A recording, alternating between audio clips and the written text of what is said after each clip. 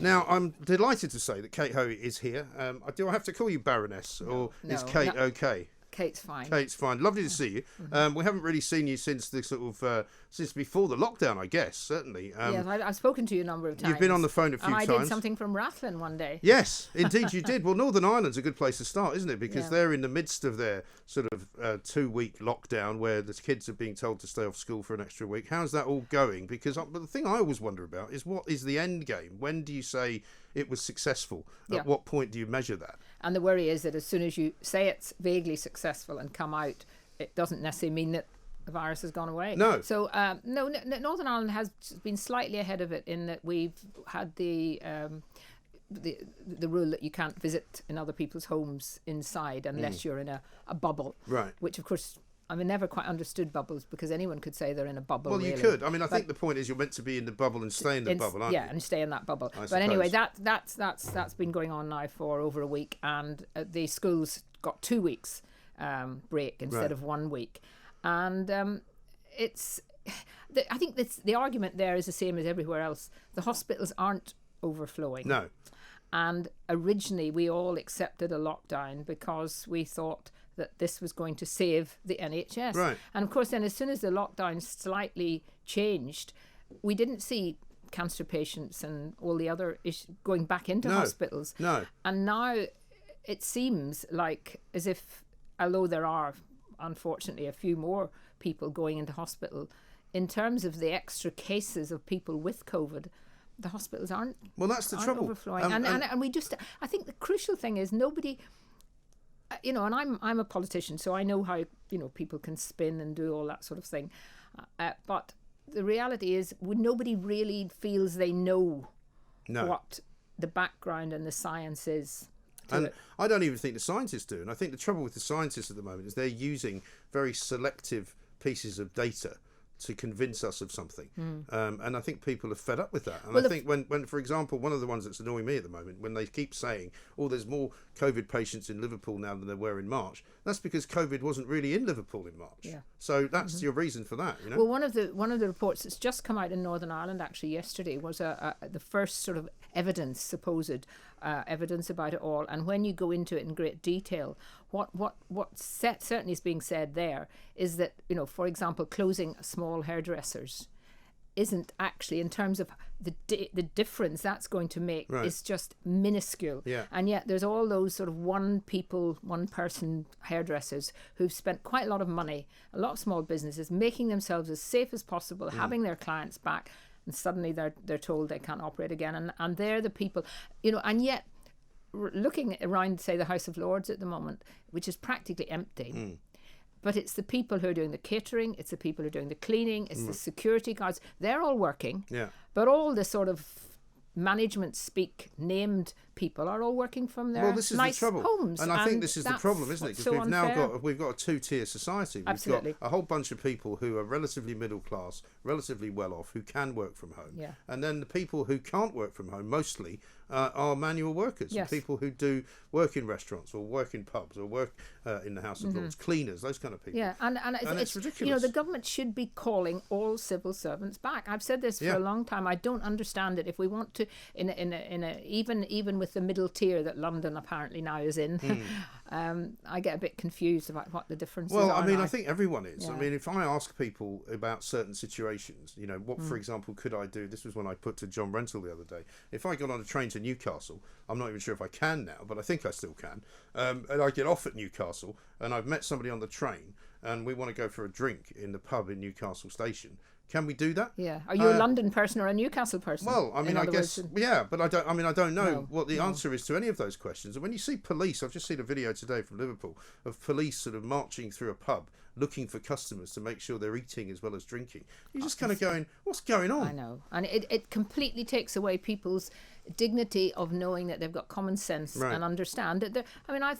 My view is everyone should know that there is a danger from this virus. Yes, just like there's a danger from all sorts of other things. But this is a danger. And therefore, you must be cautious. You must be conscious of that. Yeah. Take as many precautions as possible. Do the obvious things of washing your hands. And I certainly would go along with that. And I had Piers Morgan in here the other day, and he and I differ on the way that the government should be proceeding. But we both said, well, actually, we're being quite cautious. We're of a certain age. I'm not exactly, sylph-like. I realise that if I did get it, it might be a problem. So I'm very careful about what I do and who I get too close to. And if I'm even on the street, I tend to move away from people if they're walking too near me. I think we all do that. But how many of those students, for example, the big numbers of students that were locked down up in the north, how many of them actually went to hospital? How many of them were really ill? Exactly. Well, hardly any. And yet that same weekend, 4 young people, students, died from drugs. Yes. One young woman from Northern Ireland who was a perfectly, sensible young woman. Something had happened, and there was hardly any talk about it. It was all about these people being locked away. Well, when you say to people, you do realise that there are 1,600 people who die every single day in this country, or every week rather. And when you look at the COVID figures, when they're in single figures, and yet you're going into tier 3, you suddenly think, well, what's going on here? And I think the government has to look really at a different approach, does it not? And how do governments change without, that's always the problem for politicians. They don't like to admit that perhaps they've been wrong on something. Yeah. And I think it's the mark of someone who's actually a real statesperson. Yes. Is that I'm supposed to say these days? I suppose so, yes. That they can change their mind and say, well, actually, maybe we should be looking at something different. But I think the scientists now, there's so many different scientific views, but the government only seems to be listening to a particular group. We have heard in the last couple of weeks or so that Boris Johnson has not listened to those in Sage who said he should do a complete national lockdown, like Sir Keir Starmer asked for last week. But I wanted to ask you about the whole business of devolution and what has happened to this country, because what we've seen up in Manchester in the past week, to me, has been a bit of a pantomime. Andy Burnham attempting to make himself look like some kind of people's champion. That press conference yesterday was laughable, I thought, when they were producing one mayor after another, and yet he's now done what he could have done a week ago. And nothing taken the money. Well, he's just taken the money, which he said it wasn't about, but clearly it was about. There's only £5 million between them in terms of what they would agree and what they wouldn't agree. And meanwhile, if he actually cares about the situation of safety, then surely he's put more people in danger, hasn't he? Well, I think it hasn't been handled well, because you either believe that there is a need for more measures to help protect people, or you don't. And if you do, then yes, of course you want to discuss support and money, but that shouldn't be the thing that holds up taking the measures. But also I've the whole idea that somehow that people there were against further measures, which may be quite right, but at the same time the National Party Labour Party was calling for a full lockdown in parts of the country where there's, like in Cornwall and so on, where there's no problems whatsoever. So I think what this will do at the end of it all, whenever it is all over, I think we'll have I hope there's going to be a proper debate looking at, first of all, whether we needed mayors. I mean, I was never felt that we needed mayors, but also the whole way devolution is working, that we're now, we talk about a united kingdom, but we've got, 3 different assembly, government, parliaments, whatever you want to call them, and they're not coordinating. And nobody seems too sure what powers they have. I mean, Mark Drakeford came out, not this week to lock down Wales, but a couple of weeks ago to say that people coming from, highly infected areas of England wouldn't be allowed into Wales. Yeah, I mean, everybody went, well, hang on a minute, how do you get the power to do that? Yeah. That is the kind of thing that, we're a small country. Yeah. The United Kingdom is not a big country.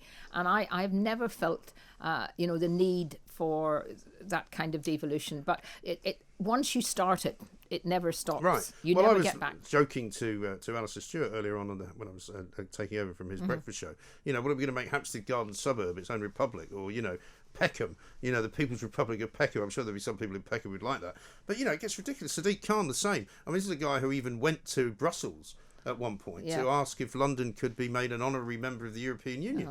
And you kind of go, really? I know. I think we went into devolution without the thought and the care and attention to how it was actually long-term going to affect the unity of the United Kingdom. And we've seen, and of course it doesn't help when you've got different political, different parties ruling different parts of there's in Wales and it's a Labour one, so they're obviously going to be wanting to play politics. In Scotland, you've got the whole extra dimension of the Scottish nationalists. Northern Ireland have too many problems with each other to worry about having got the government. Arlene Foster's had her kind of a day in the sun, hasn't she? When she was part of the government with Theresa May. I think there was quite a lot of damage done to the whole assembly because of the RHI, the heat project that went hugely wrong, right. And a feeling that people in Northern Ireland, that the assembly and the executive were too interested in getting money rather than actually thinking about what was in the best interest of the United Kingdom. Well, that's and that the other was thing. Very worrying. That's the other thing that we're hearing about a lot of these devolved cities as well, because they're very interested in getting money, and apparently they get more money the higher the tier that they go into. So if they go into tier 2, they get a certain amount per head of population. Go into tier 3, they get even more. And it seems to me that, as it was being said earlier, in Scotland, they can make rules, but which we have to then pay for as a national government. Yeah. And the same in Wales. Welsh lockdown is being paid for by the UK government. Yes, and the border between Scotland and England, that idea, I think Scottish government was saying too, they wanted to perhaps stop people coming over. Right. We're going to, the Hadrian's Wall again. I know. And absolutely nuts, isn't it? And makes it actually even more unlikely that if Scotland was to think of going independent, that they would ever get back into the European Union. We'd have all the same discussions there about borders. Well, we would. Funnily enough, I was going to ask you about that, whether there's still a conversation in Northern Ireland about the border and about the no-deal Brexit, which may or may not be happening. What's the sort of the temperature at the moment? The Internal Markets Bill is making people in Northern Ireland a little bit, on the one hand, those people who want to say that it's breaking international law or making great fuss about that. On the other hand, they know that actually what is going to happen if there isn't some change to the protocol, that business in Northern Ireland is going to be affected, is going to have more bureaucracy because of the protocol. And I see the Internal Markets Bill as a safeguard, as something that's there when, I think the EU have been acting in bad faith all along, but at some stage it will be proven probably to everyone that they are, and I think the government needs a fallback. But the Belfast Agreement is always the thing that is pushed. We mustn't have. But the Belfast Agreement, when you put a border down the Irish Sea, you're just as much affecting the Belfast Agreement as putting a border down between the Republic and Northern Ireland. And I think a lot of people have gone along with that because I'm afraid the Irish lobby is in America in particular, the nationalist lobby is very, very strong. Yeah. And but in the end, most Joe people Biden in Northern and Nancy Ireland, Pelosi have already stuck their oar in, haven't they? Yeah, saying about a trade deal. Yeah. A lot of people just don't understand it, and they've never read the Belfast Agreement. No, of course. But most people in Northern Ireland, like in England, Scotland, Wales, just want to get on with their lives, just want to get businesses working, just want their not to have their. And the sooner it happens, the better, really, because they'll realise actually that nothing much has changed, in fact, and that life goes on, and that we haven't driven off a cliff, and we haven't all fallen into the sea, and life is much the same. Well, I'm hopeful that when we do, January the 1st, whether we've got an agreement or not, a trade deal or not, and I think that we're in such a position that, quite honestly, it's not going to make a lot of difference if we don't get some kind of agreement, and if they won't give us at least what Canada's got. Yes. Why should we? Because there's no point us going through all of these 4 years now to leave and become independent and be able to make, if we're going to still be ruled by the European Court of Justice. And an awful lot of people in this country will be very, very disappointed with Boris Johnson, and he doesn't need any more disappointed people. I think this is why Boris cannot afford to give in on this to the EU. I really think he has to stay firm, has to stay completely signed up to the idea that when we leave properly at 1st of January, we are truly independent and we will not in any way give in on fishing, on the state aid issues and on the European Court. No, of course. Now, you worked quite closely with Boris, didn't you, when he was Mayor of London? What do you make of the way he's getting on right now? Because I think a lot of people are disappointed in what he's done. I think, to be fair to him, I try to give him the benefit of the doubt, and I pretty much did until about probably 2 months ago, when it started to look as if he was making, what I regarded as the wrong decisions about the whole COVID situation. But it can't be easy for him. I think he's had if anyone, most people going through what he's gone through in the last year, I do think that he has been fairly affected by having COVID himself and being genuinely very, very ill. Well, close to death. And that kind of must affect your attitude to things. But, I would love to see what I call the old Boris, back again, because at City Hall, he was very, very good. He had very good people around him who were able to get on with doing things. But he always was there as the person who made everyone feel that things are going well. Right. And I think he's in this great dilemma where he would love to be doing a lot more of being, optimistic. Yes. But it's very hard. Yes, it's very hard. And when you've sort of attached yourself to people like Whitty and what's the other one called? Valence. Yeah. I just call them the Brothers Grimm. And sort of doom and gloom. Yeah. It's very difficult for him because he knows that if anything then goes wrong, he's going to get completely blamed. And they also seem to be governing with the idea with sort of one eye on the future and this possible inquiry as to what they did. You know what I do think I think, and it's not anti-Mike Hancock at all. Sorry, Mike Hancock. Matt Hancock. Matt Hancock. Yes. Goodness, didn't even get his name right. Don't worry. But I do think someone who's done his job for this length of time, I think it wouldn't be a bad idea for the Prime Minister to say, Matt, look, you've been brilliant. Yeah. You've kept things, you really have need a had break. But now you need a break. We're going to move and we're going to put a new health minister in. And I think that would sort of change the whole atmosphere and give the opportunity to change policy slightly. I think you're absolutely right, because it would make the dynamic different and it would then give him an opportunity to say, okay. I don't mean sack him. No. I don't want to sack Matt Hancock, but I think he should be moved and we get a new health secretary with a different kind of persona to the public, and that allows the Prime Minister to make some changes. Because Matt Hancock has become very kind of gloomy as well. I mean, he looks like a man who's had enough. He looks like a guy he must be exhausted. Oh, it must be awful. I mean, that's why I'd say I do have some sympathy for them. But at the same time, I also have a great deal of sympathy for the people of this country who are suffering, like the people who haven't been paid any money at all, the freelancers, the people who want to go and watch a game of football, for example. I mean, you were heavily involved in the sports and the Olympic side of things. I mean, there must surely be a way of getting crowds into football grounds which can be done safely. It's just, there is a way for all these things to be done safely, apart from perhaps some, there's some things that probably are not possible. I mean, nightclubs, I can see how that's difficult. And standing in crowded pubs, but being able to sit as people have been doing, and closing at 10 o'clock, what is the point? Why not close at 11 and then some people will leave at 10? Or, of course. It just seems that and I think what you need now is somebody who's going to be prepared to say, look, actually, we've thought about this and we did make a mistake on the 10 o'clock, or we did make a mistake on this, but we're not going to be able to do that while we still keep the same health secretary. Exactly. And I think also with the medical advice that they're being given, it's almost as though they're saying, well, we're not going to run this bus because it might be overcrowded or it might crash. Life goes on. You and I both know that there are things that can happen. We've all had, relatives who've died suddenly. We've all had, terrible tragedies that have happened in life, and it's part of life. We can't plan. No, and it doesn't. But nowadays you get accused of being heartless. You want to kill people. You don't care. This ridiculous phrase, let it rip through society.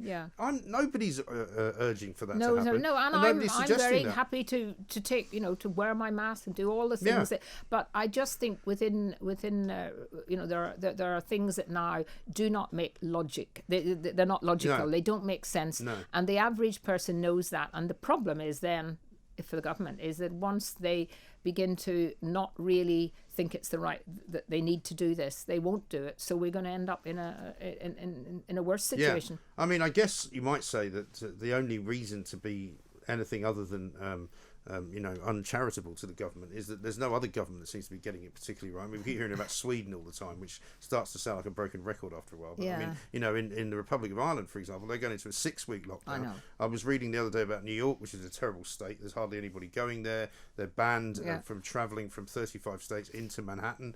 All the hotels are full of homeless people. I mean, you've not been in London much, but you've been here in the last couple of days. I mean, it's completely deserted in most places. I just can't believe it. And by the way, on the Republic of Ireland, it's quite interesting that there were people in the Republic of Ireland calling for border checks. Oh, really? With COVID, having made all the fuss about any kind of border checks on your lorry of cows going through. Right. But yes, I think there are going to be so many businesses now that will not reopen. Small people who've put so much of their effort and time and money and just are being abandoned. Just given up. They have, because there is no way for them to go. And I don't think there'll be any taxi drivers left soon. If my taxi driver, a very nice taxi driver, brought me today. Yeah. He was saying it's just been so depressing. Well, exactly, and also, it's not the people. It's not he said he can live with the fact that there's not much. Money's less. It's the roads and the way that their life has been made impossible. Well, considering that there's hardly anybody coming to work in London, the roads have never been busier, and you have to ask the question. Well, that's obviously been a deliberate move by Sadiq Khan, who's trying supposedly to make the streets safer and less polluted, but as a result is making them more dangerous and more polluted. Has anyone ever thought that Sadiq Khan doesn't really have a mandate this year, because he was only meant to be in for... Well, he was, exactly right. I mean, is he a properly... Well, I'm not sure what the Constitution would say about that. We'd better not go into that. But certainly, the trouble is, I can't see any way that he doesn't get re-elected, because the Labour machine, as you know better than anyone in London, is pretty efficient. Yeah. And I can't really see, Sean Bailey challenging him in any meaningful way. Rory Stewart might have been able to, but he's now sort of disappeared off into the ether. So, I mean, sadly, but even he is going to have to see, surely, that you can't have London and because if people did start coming back to work, it'd be even worse. It'd be literally, you'd be like Sao Paulo, where it used to take 4 hours to get from one side of town to the other. Yeah, it's all for improving and getting people to cycle, which is great, but... They're not out there today, though, are they? They're not out there today. They're not out in the I rain. didn't see a cyclist. Finally, all these fitness fanatics give up when it gets wet. How strange! But I think it's gone too far in the direction of cyclists rather than recognizing that we're in a big city, and all those small vans that have to deliver things because people are buying things online much more. Their life's being made miserable. Oh, exactly right. So finally, how was your sort of engagement with the House of Lords? Because obviously you've been going to Westminster, the Palace of Westminster, for many years.